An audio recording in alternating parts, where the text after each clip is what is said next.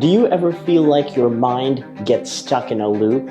Maybe you find yourself overthinking every little decision, or spiraling into what-if scenarios, or replaying moments from your past. And before you know it, anxiety's taken over. If any of this sounds familiar, you are not alone. And today, we're diving into a game-changing technique that is a crucial part of many effective psychotherapies called thought diffusion.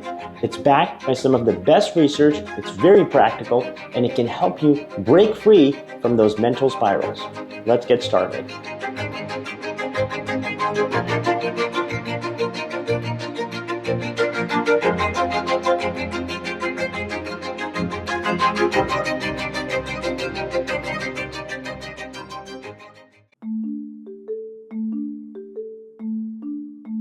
First, let's unpack what's happening when you overthink.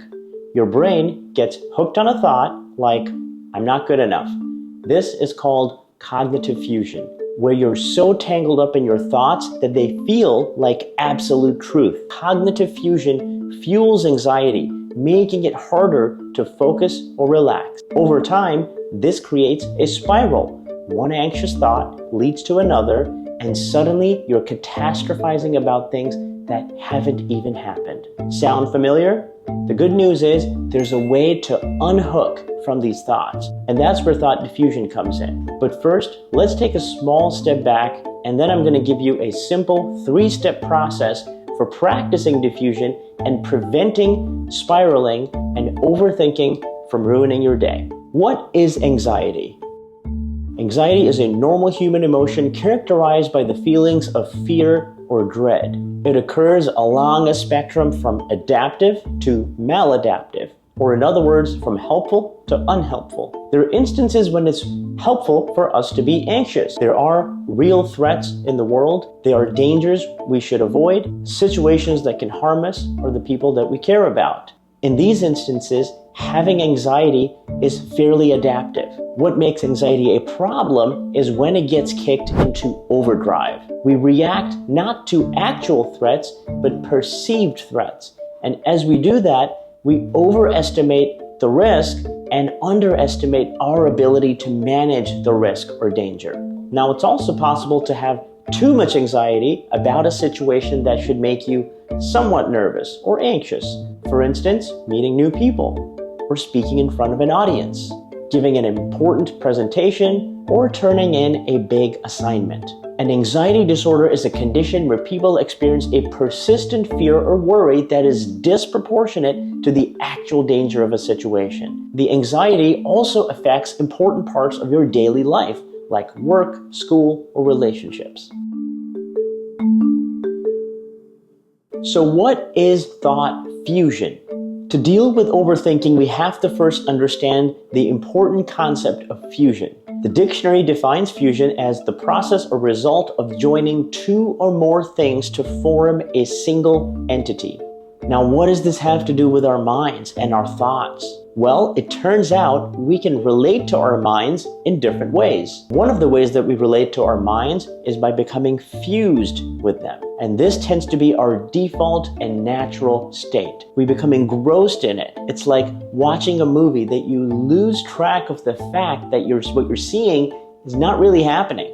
Or reading a very interesting book that you start to feel and experience what you're reading about.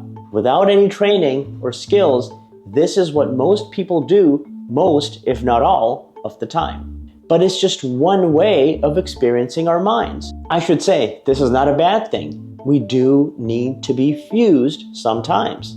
And it can help us to be effective problem solvers. However, if we start to fuse with anxious thoughts and the unhelpful content that our minds are generating, that's when we start to experience the negative consequences of fusion. So if you have thoughts like, I'm not good enough, or I'm a loser, or fraud, or it will be so embarrassing, fusing with these kinds of thoughts can give rise to uncomfortable and distressing emotions, which discourages us from taking important actions, doing the things that make our lives better and help us to feel more fulfilled.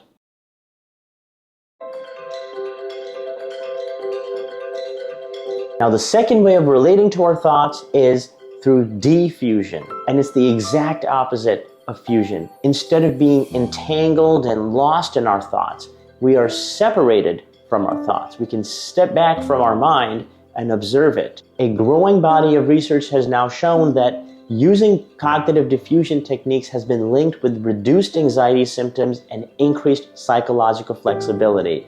Now, there are two real benefits to practicing and learning cognitive diffusion.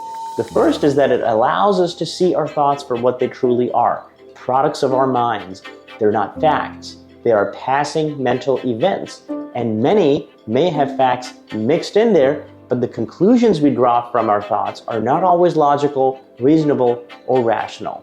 The second benefit is that we can notice their function. Do these anxious thoughts make life better or worse? Do they allow us to do what we care about or get in the way? We don't just experience anxiety, we get stuck in it. And fusion is what maintains this stuckness. It makes thoughts sticky. Defusion allows us to have thoughts without letting them rule over us or bully us. Now, the real benefit of learning to practice diffusion is that you don't actually need to change your thoughts or fight with your mind in order to deal better with anxiety. It allows you to shift your perspective so you can be okay even with an anxious mind. So let's get practical. How do you actually practice diffusion? Now, there are hundreds of techniques you can learn, but in this video, I'm going to give you a 3-step process to catch and contain your anxious thoughts when you start to overthink or worry in an unhelpful manner. The first step is to notice your mind. Realize that you are in a moment of experiencing anxiety, which is a normal human emotion. Your mind is doing what minds typically do. It's going into overdrive and producing a lot of painful content. You can work on noticing by saying to yourself, I'm having a thought about. For example, I'm having thoughts about how I messed up. I'm having thoughts about bad things that could happen. I'm having thoughts about how other people don't like me. Once you can notice your thought patterns, you can start to name them. Treat your set of thoughts like it's a story and give it a title. Try to pick something that captures the thought accurately but maintains the distance and diffusion we are trying to create. For example, you might come up with a title like the I'm not good enough story, the future loser story, or the public speaking disaster story. The goal of coming up with a title is not to change your anxious thoughts or to argue with them or rationalize yourself out of them, but to be able to step back and view them as just thoughts, not good or bad, but words inside our heads that come and go. The final step after you can notice and name your anxious thought patterns is to neutralize them. This step is both a little bit silly, but people often find it to be the most helpful. So take a difficult thought like, everyone's judging me, and try singing to the tune of a silly song like the Happy Birthday song.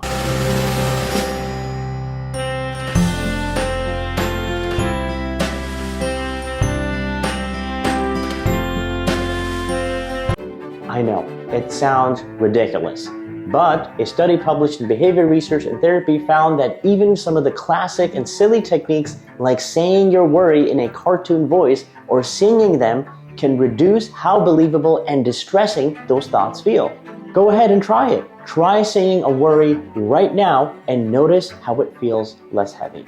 Another way you can practice neutralizing is by imagining your heavy thought in the voice of a cartoon character you loved as a kid. Everyone is judging me and I'm going to fail. So once you understand how to practice diffusion, the next big hurdle is to establish the habit. So how do you make thought diffusion a habit?